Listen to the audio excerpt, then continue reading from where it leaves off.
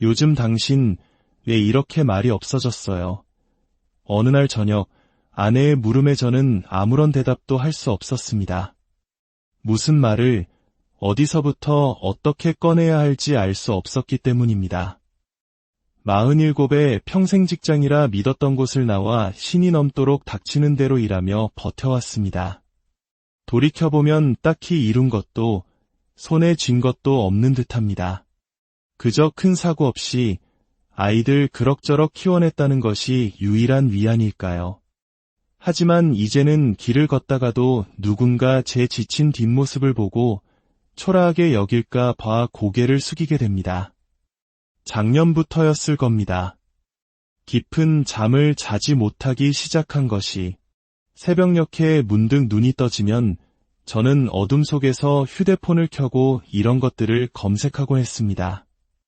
50대 평균 자산, 노후에 필요한 최소 자금, 집 없이 은퇴하면 어떻게 될까? 화면 속 숫자들은 생각보다 훨씬 차갑고 거대했습니다. 뉴스에서는 50대 가구의 평균 순자산이 4억 8천만 원이라고 말합니다. 하지만 아파트 시세에서 아직 남은 대출금을 빼고 비상금 통장 몇 개를 더해 계산해본 저의 순자산은 2억 원을 조금 넘는 수준.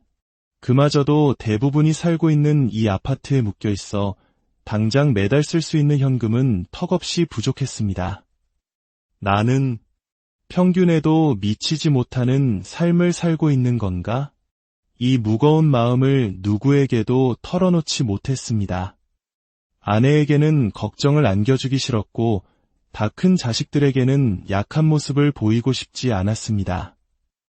평생을 함께한 친구들 앞에서는 자존심이 허락하지 않았습니다. 혹시 지금 이야기를 들으며 마치 자신의 이야기처럼 가슴이 철렁 내려앉은 분이 계십니까? 괜찮습니다. 당신만 그런 것이 아닙니다.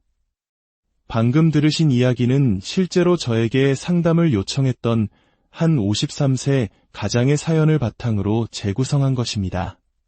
그리고 놀라운 사실은 이러한 고민이 결코 특별하지 않다는 것입니다. 2025년 대한민국을 살아가는 수많은 50대, 60대 가장들이 보이지 않는 숫자의 압박감 속에서 조용히 흔들리고 있습니다. 오늘 우리는 그 막연한 불안감의 실체를 들여다보고 남들이 말하는 평균이 아닌 나만의 기준을 세워 든든한 미래를 설계하는 현실적인 방법에 대해 이야기 나누고자 합니다.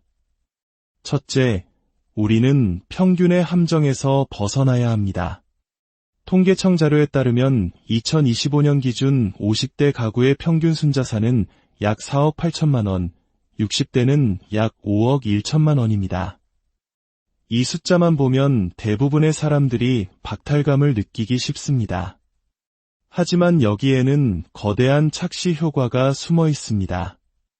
상위 10%의 자산가들이 전체 평균을 엄청나게 끌어올리기 때문입니다.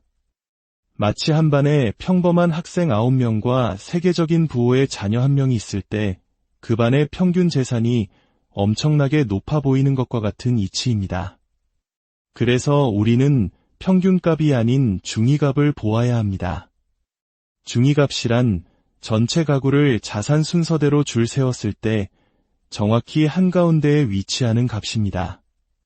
대한민국의 진짜 현실에 더 가까운 숫자이죠. 50대의 중위순자산은 약 2억 9천만 원, 60대는 약 3억 1천만 원입니다. 만약 당신의 순자산이 이보다 높다면 당신은 이미 대한민국 상위 40% 안에 드는 것입니다. 이 사실을 아는 것만으로도 막연한 불안감의 상당 부분을 덜어낼 수 있습니다. 기억하십시오. 우리는 남의 기준에 맞춰 실패한 인생을 사는 것이 아니라 나의 위치를 정확히 파악하고 앞으로 나아가면 되는 것입니다. 둘째, 자산의 총액보다 흐름이 중요합니다. 두 가정이 있습니다.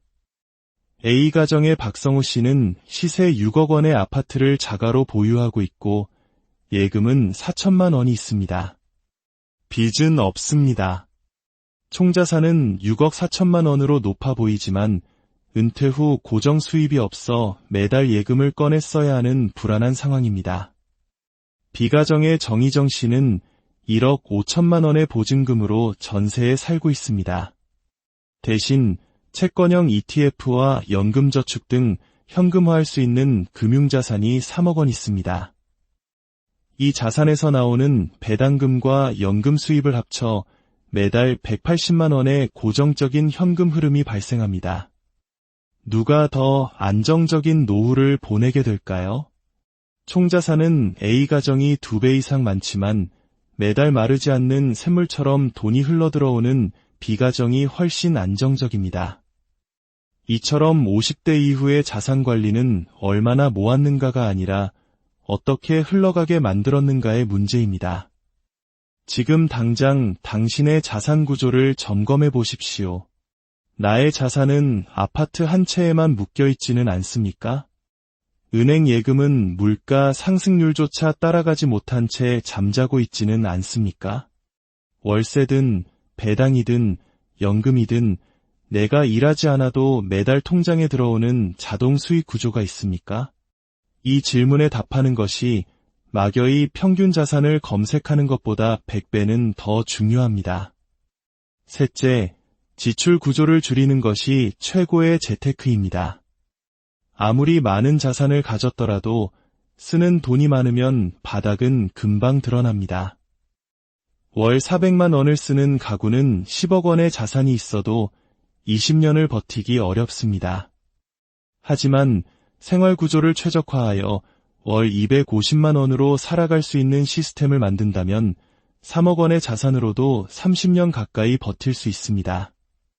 수입을 늘리는 것은 우리 의지대로 되지 않을 때가 많지만 지출을 줄이는 것은 지금 당장 우리가 시작할 수 있는 가장 확실한 전략입니다. 오래되어 실효성이 없거나 중복 보장되는 보험은 없는지 정리하고 유지비가 많이 드는 자동차나 불필요한 통신요금제를 점검해야 합니다. 자녀 지원 역시 감정에 휩쓸리기보다 명확한 한도를 정해두는 지혜가 필요합니다. 우리 부모님 세대가 허리띠를 졸라매며 IMF 경제위기를 넘으셨던 것처럼 이제는 우리도 지출 다이어트를 통해 미래의 위기에 대비해야 합니다. 넷째, 나만의 인생 자산표를 직접 만들어 보십시오. 불안의 가장 큰 원인은 모른다는 것에 있습니다. 내 돈이 지금 어디에 얼마나 있고 매달 얼마가 들어와서 얼마가 나가는지 한눈에 보지 못하기 때문에 불안한 것입니다. 복잡할 필요 없습니다. 종이 한 장을 꺼내 간단하게 적어 보십시오. 자산, 실거주 아파트 4억, 예금 4천만 원, ETF 3천만 원, 월 고정 수입, 아내 파트타임 120만 원, 예상 국민연금 90만 원, 배당금 60만 원, 월 고정 지출, 관리비 및 공과금 80만 원, 식비 70만 원, 보험료 20만 원.